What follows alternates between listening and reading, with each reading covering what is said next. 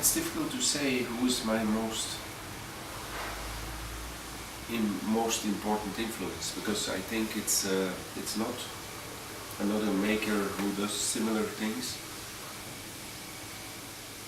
It's more writers, filmmakers, photographers who inspire me.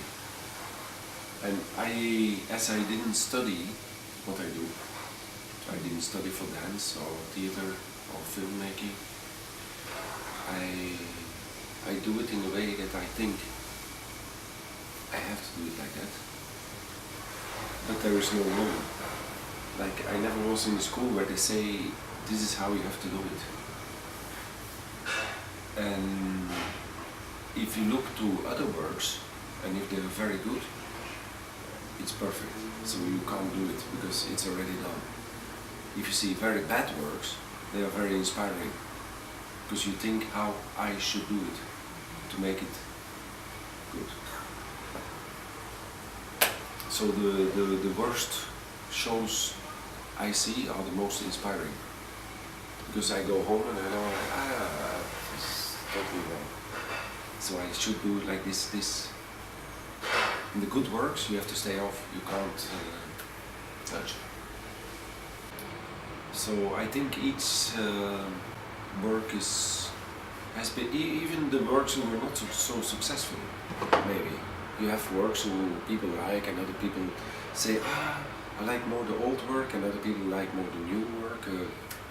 Is it important? I don't know what's more. I think the next one will be the more important one, yes. The one I'm going to make in April. That's going to be the very important. I hope. Because I didn't know. I changed it because I didn't know how to do it. Nobody told me how to do it. And the problem is that maybe now too many people tell how to do it with the young generation.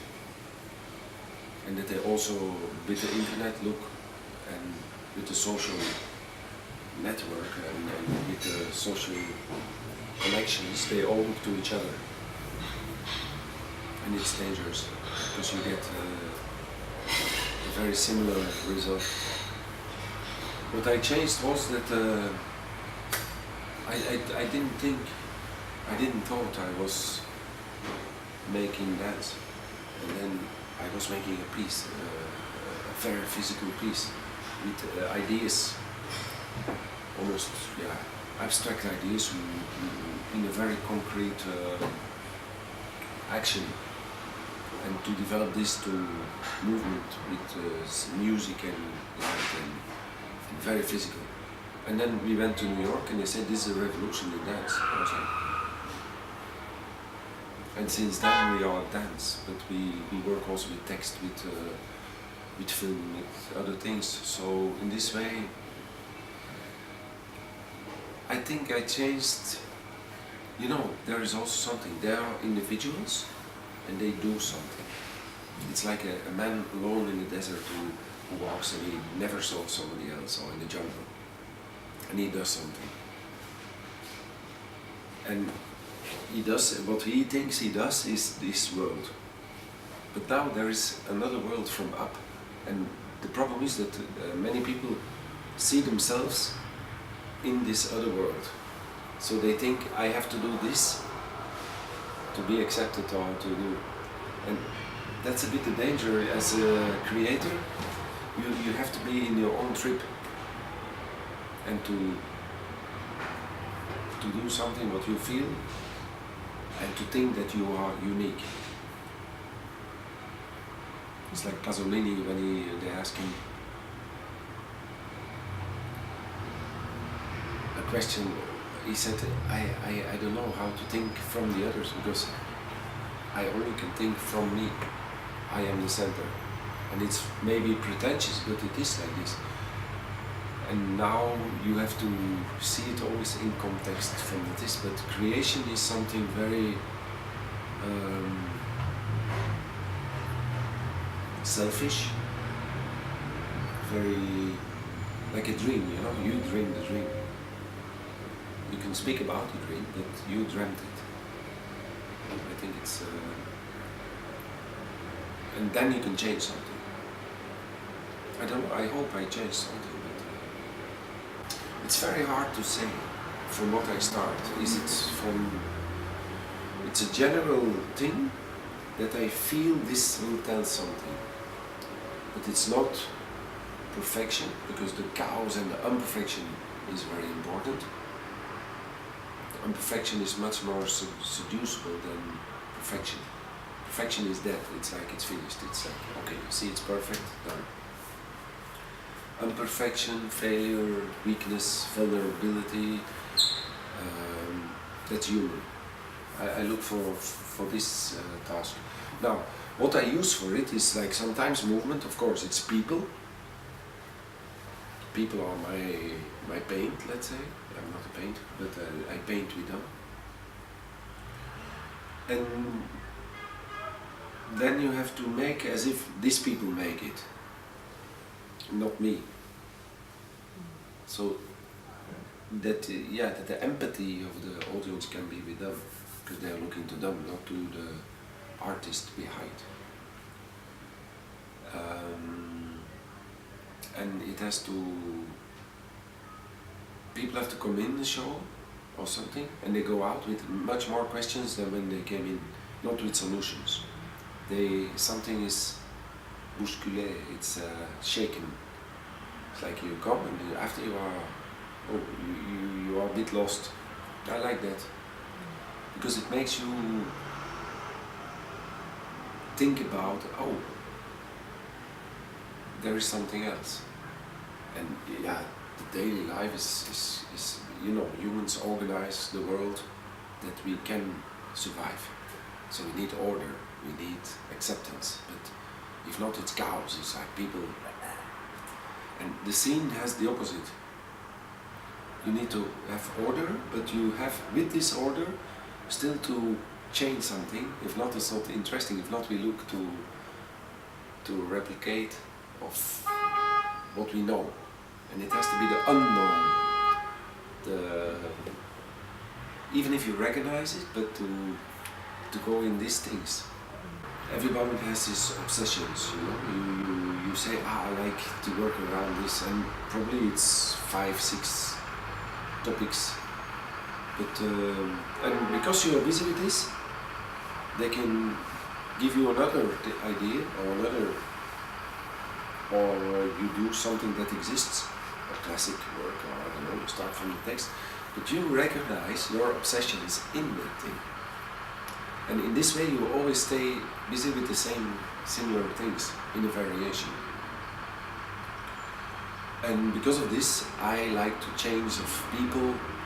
I work with people, then next work, sometimes I work with different people, and then again with different, then I change to film, I change to photography, I change to stage work. In the stage work I make people dance, or I make people talk more, or if you see a feature film from me, you recognize themes who are in other things. But it's no problem. You can always keep busy all your life with similar things. Buñuel told once, like, in fact you have 1 or 2 things from yourself, all the rest is taken. And with these 2 things you stay busy all the time. Recently I'm working on a book, which is a visual book. Of course, some text has to be in. And we chose some themes. And of course, instinct was one of it. The instinctive things, when you don't think and you do something as an impulse, as an instinct, something you have to do. But only with this word, I will be busy all my life. It's like throwing a stone up and trying to stay under. But your body says, I have to go, because the stone comes down, you know it. When you fall, you do this. If not, you break your wrist. But when you fall in love or something, it's also an instinct. It's like, when you're hungry, you eat. When you're thirsty, you have to. When you're scared, you run. When the dog comes closer, you run faster. It's adrenaline. There is a physical thing that protects you. Of course, now everything is more here. Also the dance starts to be more here. People work more from conceptual ideas than from physical impulses. And yeah, because the world gets more rational, more digital, less physical. Before you go to TV, you have to push the TV. Now you stay away from the TV, you push and the TV starts. The distance is gone. You don't have to touch to do. But I like the touch still. I like the confrontation, physical, also with objects or with. But of course, then there are other themes, emotional themes. There is the mysteries of life, the death, the biggest mystery maybe, a bit the taboo topic in this society maybe, because death is like, we don't know what to do with it, because we don't know what it is. And we like to explain everything, but still there are these things that we cannot explain. Belief. My next show is about a new Messiah. It's about belief in something. Trying to make sense to this thing and believe in something to help you. Imperfection. Always the weakness, which I started to look with very concrete things. I started to work with blind people, people who don't see, to see what happens. Old people, people who died during, during an album, because you get to know them when they're 84 and at 89 they die. But I follow them and I make shows about them and also about how to bury them. So the more death is close, the more life is intense. A lot of films are made of this, a lot of births, children who get born in the films. Inspired is about desire, about which is the motor that makes you want something. And when you know what you want, when you sleep, when the unconscious tells you what you really want. Interesting topic, but also not, you can't catch. That's why you have to have an irony to make it possible. Like a story of Julio Cortázar, where I sell you your last words, you buy them.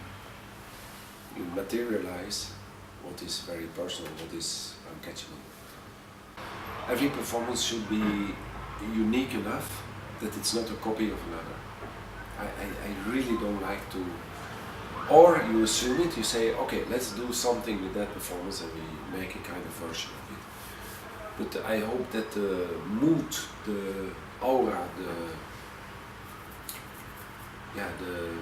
the texture, the first, it's like you enter in a bar in the underground, it's red, it's this, I don't know, there is a mood.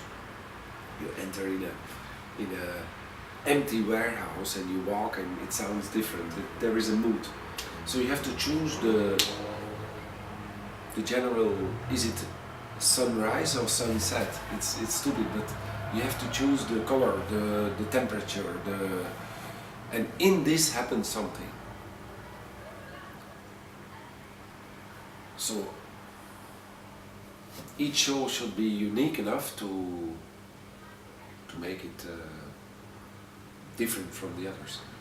It's a bit like Pina Bausch made so many shows, and in a certain moment you maybe could feel the tiredness of inventing things. So what she did was, the genius idea, she took the whole company, went to a city, and says, during 3 weeks everyone will go in the city, from 10 to 3, and at 3 o'clock you come and you show me something.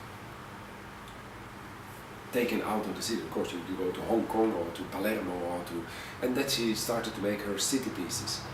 And then with that material they keep building, but they find also the idea of the scenography or this or that out of that city. I don't have people who tell me you should do something about this or and then you see a stupid thing and suddenly tack, and you wake up with it and you know, okay, I have to do this. Of course, moving and traveling and like go to another city, it comes to you, it influences you. Political time spirit influences you. People make different work now than 15 years ago or 20 years ago.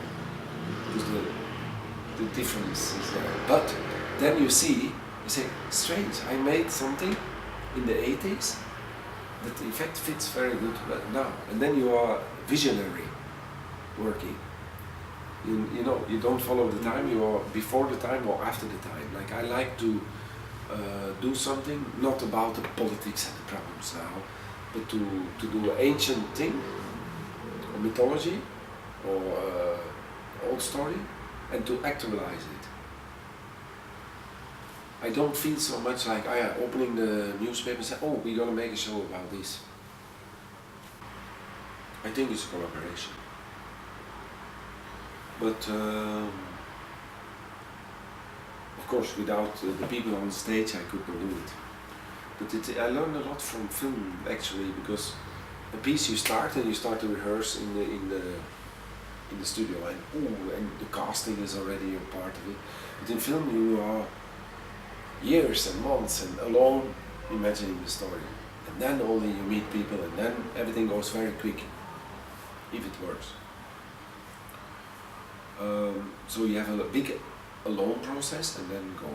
But even in this, you choose people, but still you feel that you are kind of a lot of lines, but you are the center, you know, the line cross you. So everything that happens has somehow to cross you, even costumes like this. But you have these geniuses who do, and you trust, who do fantastic work. Surrounding you with the good people is already a big talent. So this collaboration, absolutely. But yeah, these people also work with a lot of other peoples. And you think they always work for you, but it's not like this. They also are doing fantastic things, and you have to let them. A dancer, don't say it's my dancer, no. Let them go, and they will come back, and then you cross. Because they have their center, and the lines go through them, and I am just a line across them. As a creator, you have a lot in your hands to change. And also, I must say, we are not an institution. We are one of the last big companies who is based around an individual, but there is not an institutional law that you have to do this, you have to do that, and you could, like if I would be the director of a ballet company,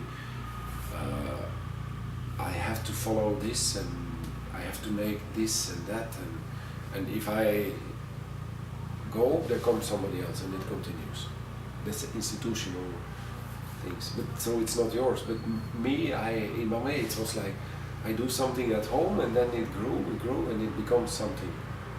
But still, there is this personal initiative, which is there, which I like. I like this freedom. And not have to explain to everybody why and follow the...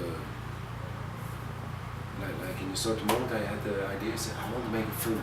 Because I was a filmmaker and so on. And I said, okay, I put no dancers on scene and make a film. So I did it, but then they said, yeah, but we have to stage it. So I said, okay, we project the film and we put one dancer under who is a per character of the film. And it was the unborn child. So he was naked on the scene. The child who was in the belly was living under the movie. And it was a 2-hour film. And with the whole budget we filmed, and we paid just this guy with who I worked 2 months, and he was just in the belly. It was beautiful because he had this 2 media, but it came like because I wanted to do and then make it possible.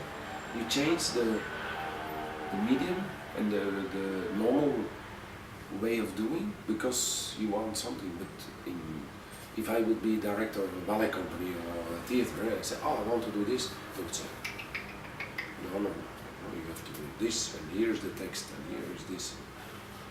In this way, I am the king of freedom. Talk to the demon. We enter. And Luke Jessup comes in with 2 children, and he says, "Good evening, welcome to Talk to the Demon. We are here to. We made a show with a child involved, but today there are 2 children. So present yourself. Samuel, I'm 7 years old. I'm Lasso. I'm 6 years old. Okay. The best thing is that you vote. Who votes for Samuel? Who votes for Lasso? And the audience votes, and then Luke looks and he said, "Okay, you out," and we start the show with this kid. The audience voted, so they decide. Of course, you make them important. In Speak Low, we throw a rope in the audience and we wait. And then we pull out and we say nothing. And we do this 5-6 times. At the end, Livia comes and she puts herself and she throws in the audience. And she waits. Till somebody of the audience fishes her. But in the beginning we fish in the audience because it's about love. So it's like fishing in a lake, you know, you don't see the fish but you throw the rope and nothing. And that's nice, I like this idea. I made once a show for Radical Wrong. It was a show for teenagers and the idea was like, no, I don't want to do it, I'm too old, they have to do it themselves. Teenagers, they have to do it themselves because it's about them. And I also said that.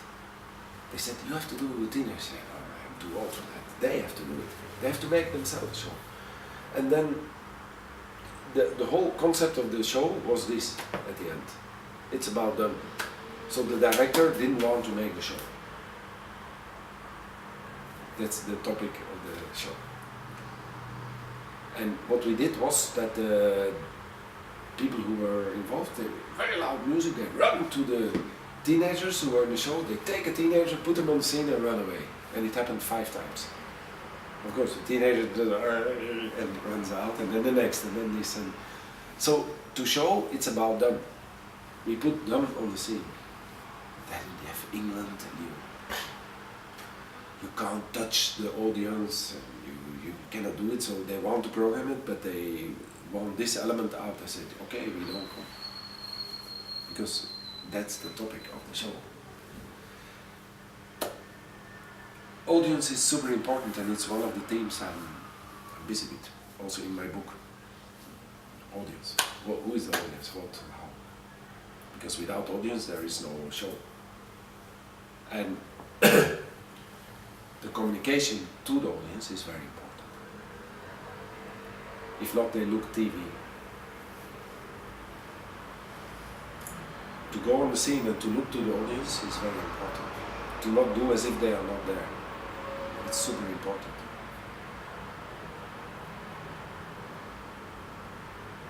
And it's a character of your play. With many faces, and always different. It's an extra character you get for free, because you don't have to pay. They pay for you. So in this way you can make a show with the audience. Easy. If you have no money, just make a show with the audience. But the same day that they announced Belgium spends 180 million euros a year on culture, they announced that they bought for 9 milliard euros airplanes, 36 airplanes, jets and 3 drones to go to fight to the enemy who could make unsure our security. 9 milliard, that's for 25 years of culture. Planes that, in fact, basically, go to kill other people or something. But we have to do it because the NATO obliges us to do that. And it's in the same newspaper, you know, like, 184 million and 9 milliard. 25 years of culture. So then you are like, wait. It's the same, like they say, like all the the hunger and the people who have no school, no house, or this and that, it could be solved easy with 1/5 of the budget that they use to destroy things, other people. If you go to outside to the universe, there are no borders, you know. It's just you don't see where are the borders. But we are in, and we have to, and each country still wants to split because that part of the country is poor, so we have to split that we can be independent, or I don't know. So there is a strange thing of money. But on the other hand, is culture to do with money? That's also something. Like many people say, I have no money, so I cannot make something. While most big works, or I don't know, are made maybe without money. The more money there is, the more boring sometimes the work gets. And it's a bit in Greece too. What survives is the big things. Opera, big festivals, and individuals, zero. There's no money. And the big things stay. Because they have funding, and they have people who say, it's nice to go to opera, so we put still money in opera. And Belgium is also a bit like, they say this has to stay, advice is important, so even if the advice is like this, which was very, in one way, ununderstandable, but still they pick you up. And then other people are not happy because they say, but now it's on the cost of the young people, and even if we produce young people. It's a big talk, it's a big topic. So I think we have to also be busy with that. That maybe the arts have to change, to be busy with things who don't bring back something. Like now we play in a theater, but maybe later, if there's no money and no theater who pays you to come, okay, then maybe you have to go somewhere else. But where they give you food, or you play, but you don't get, all the people you work with, you can't pay them. But I think there will be other things. But it's like making a movie, you know. The movie you saw in Inspired, we made it with the money of the scenography, 6 days. If not, I couldn't make it. But if you do a feature film, you need dossier, funding, which is all. You spend everything in 40 days of shooting. Every day costs 10,000 euros. And then the post-production, I don't know. But of course, if you don't have that, you also can go and sit and say, oh, we have a camera, we can film. That's the thing, everybody can make a movie. And some people make movies with iPhone. I don't have an iPhone. You could. So there are many ways that we could look to prove that we have exist. But that's again, it's like, in what the country has to spend the money? In repairing the roads? Or in the military, people who make you safe when you go to shop? They check the insecurity or what? So we live in this time of unsureness, and then culture. Come on, this is choosing a blue t-shirt or putting a jacket. It's like, it's not so important, you know. While it is important. So it's a big topic. It's a big discussion. It's the same like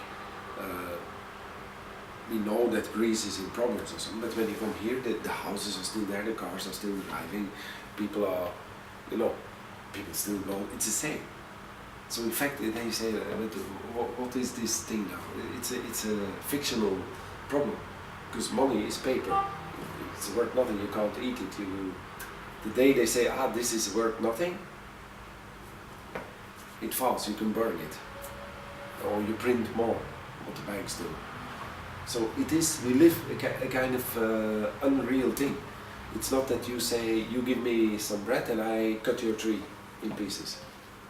It's not a trail thing. No, it's like everything is unreal. Like with money you can live. But if really if tomorrow the meteorites fall down and there is no light or I don't know, then the money is worth nothing. The rich people suddenly are the same like the others. And then it's fighting to go back to the instincts. Who survives? That's cows. That's apocalyptic. And yeah, we live with this thing, the apocalypse is there, you know, like the fear of the untrue values, and theater has a lot to do with that. To come to dream, to see the untrue, the bit dangerous thing. We like it in a way. We like to see the possibility of, we like to see in a movie that everything goes wrong. We don't see movies where everything is, nothing happens. We like to, so in this way it's exciting also. And the culture can be very important together with society. Greece is a very interesting country with interesting people. And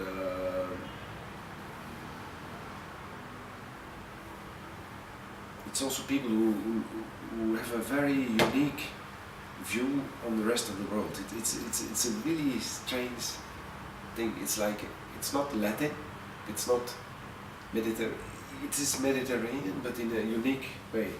Is it because of the history? Maybe. A lot of things started here.